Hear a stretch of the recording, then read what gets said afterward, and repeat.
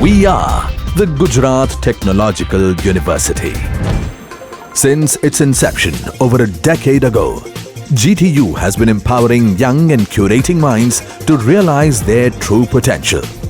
Over 4 lakh inspired students are enrolled with one of the premier academic universities in India. With more than 450 affiliated colleges in its fold operating across 5 zones of the state, GTU, the International Innovative University, your place to move forward.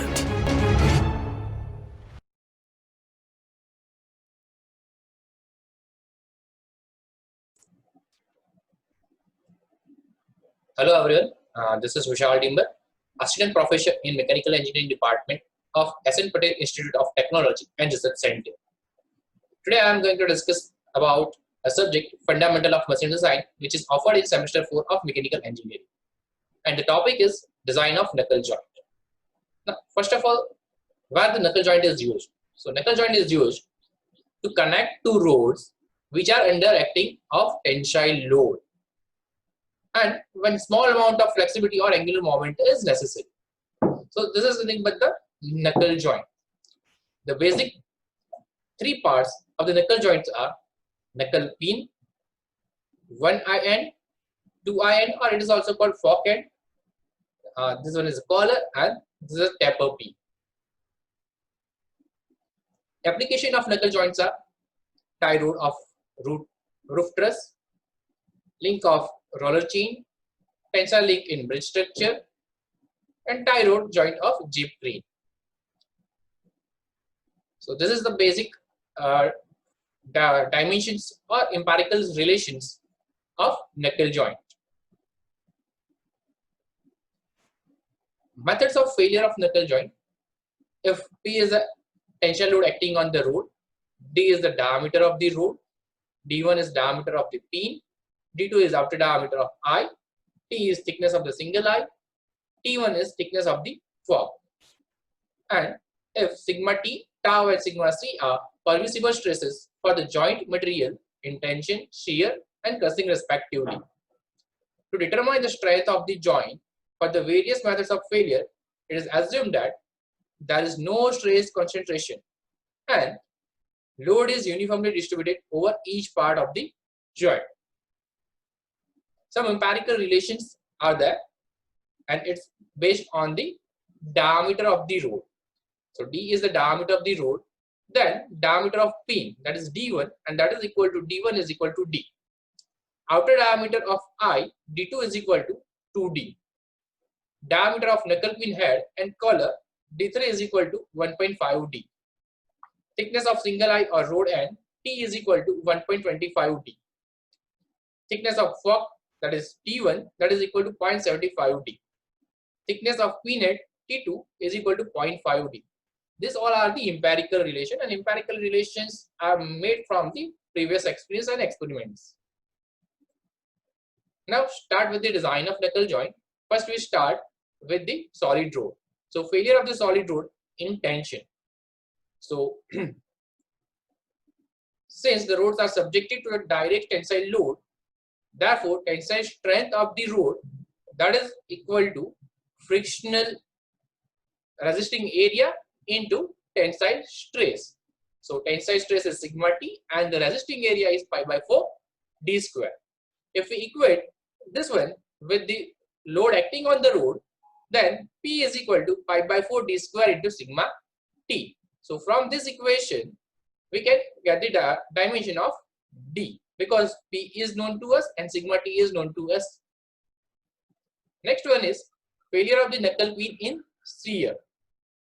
Since the pin is in double shear, therefore cross-sectional area of the pin under shearing is equal to 2 into pi by 4 D1 square, and the shear strength of that pin is equal to resistant area into permissible shear stress, that is tau.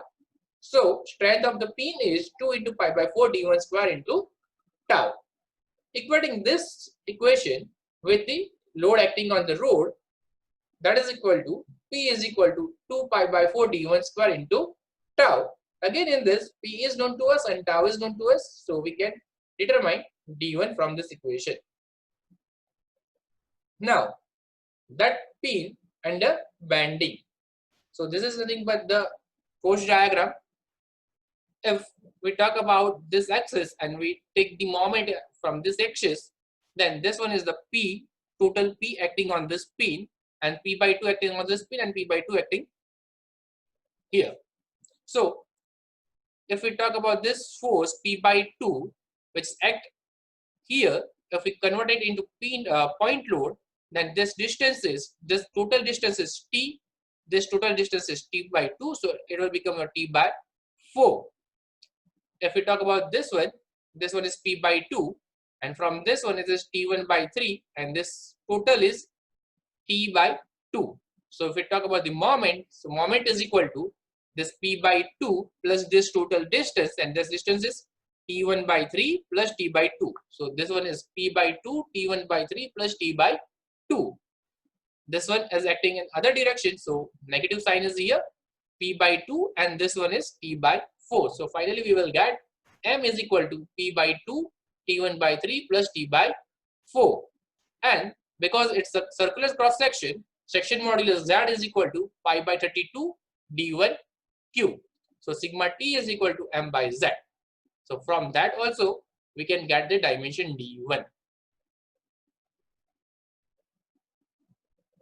Now failure of the single eye or rod in tension. Now the single eye or rod end may tear off due to the tensile load, then shear load and crushing. So first of all we talk about the tensile load. So area resisting tearing, that is equal to D2 minus D1 by T. So tearing strength of the single eye is equal to D2 minus D1 into T into sigma T. If we equate this equation with the load acting on that, that is equal to P is equal to D2 minus D1 T into sigma T. So from this equation, the induced tensile stress sigma T for the single eye or rod end may be checked, because we have the dimension D2 and D1. In the case of induced tensile stress is more than the allowable working stress, that increase the outer diameter of the eye, that is D2. Next, failure of the single eye or rod end in shearing. So again the resisting shearing area is D2 minus D1 into T. So shearing strength of the single eye is D2 minus D1 T into tau. Equating with this equation with the load acting on that, that is P. So P is equal to D2 minus D1 T into tau. So from this equation, the induced shear stress for the single eye may be checked. Next one is failure of the single eye in crushing. So we all know the crushing stress is equal to load divided by projected area. So in this case, the projected area is D1 by T. So crushing strength is equal to D1 by T into permissible crushing stress, that is sigma C. If we equate this equation with the load acting on that, so P is equal to D1 into T into sigma C. So from this equation, we can check the crushing stress. If in this case crushing stress is more than the allowable working stress, then increase the thickness of the single eye, that is T. Failure of the fork end in tension.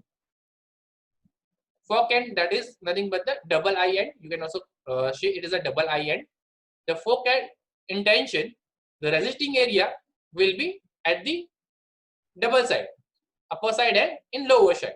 So resisting area is D2 minus D1 into 2 into T1. So tearing strength is equal to D2 minus D1 into 2 into T1 into permissible tensile stress, that is sigma T. And if we equate this equation with the load P, so P is equal to D2 minus D1 into 2 T1 into sigma T. So from this equation, the induced tensile stress for the fork end may be checked. Next one is failure of the fork end in shear. So in this case, resisting shearing area, that is equal to D2 minus D1 into 2T1. Again, why this one is 2 here? Because in fork end we have two side pinholes, and so we are having double resisting area, upper side and lower side. So shearing strength of that fork end is equal to d2 minus d1 into 2t1 into tau. So if we equate this equation with the load P is equal to d2 minus d1 into 2t1 into tau. So from this equation, the induced shear stress for the fork end may be checked. If in this case the induced shear stress is more than the allowable working stress, then thickness of the fork, that is T1, is increased. Next is failure of the fork end in crushing. The fork end in tensile load, the resisting crushing area, that is d2 into 2 into T1, because in crushing, what is the equation of crushing? Load divided by projected area. So in this case, projected area is d2 into 2 T1. Crushing strength of the fork end is equal to d2 into 2 T1 into sigma c. So if we equate this equation with the P is equal to d1 into 2 T1 sigma c. So from this equation, the induced crushing stress for the fork end may be checked. So from this method, we can design a knuckle joint. So this one is a basic example for this design of knuckle joint. The statement is design a knuckle joint to transmit 150 kilonewton.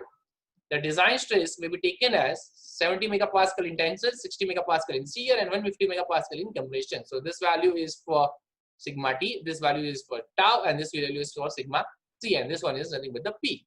So from above design procedure, we can easily calculate the all dimension.